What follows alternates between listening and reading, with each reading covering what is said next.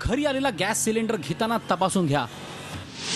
सिलेंडरमधून gas आधीच काढलेला असू शकतो. कमी वजनाचा सिलेंडर देऊन तुमची होऊ शकते फसवणूक. नागपूर पोलिसांनी सिलेंडरमधून LPG गॅस सोडणाऱ्या 3 सिलेंडर डिलिव्हरी बॉयचं कारस्थान उघड केलंय.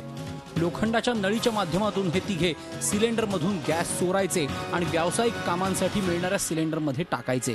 प्रत्येक सिलेंडरमधून सुमारे 5 ते 10% गॅस चोरी होत होती. ग्राहकांना वजनात फारसा फरक जाणवत नसे, तसंच गॅस सिलेंडरवर पुन्हा सील करून ते ग्राहकांना देत असत.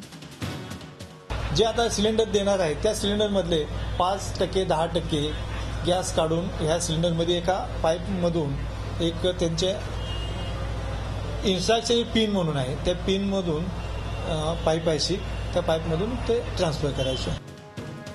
या प्रकरणात या 3 गॅस डिलिव्हरी बॉयज व्यतिरिक्त संबंधित गॅस एजन्सीचे मालक किंवा अन्य कोणी सहभागी आहेत का याचा शोध घेतला जातोय.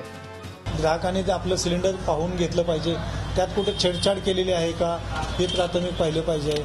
तसंच असेल शक्य तर वजन करून घेणे बी आवश्यक आहे. LPG गॅस सिलेंडर्सवर सबसिडी आहे, त्यामुळे सबसिडी असलेल्या सिलेंडरमधून गॅस चोरी करून त्यांनी फक्त ग्राहकांना नाही तर सरकारला सुद्धा फसवलंय.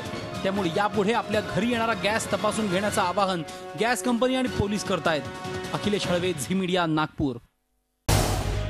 झी 24 तास रहा एक पाऊल पुढे.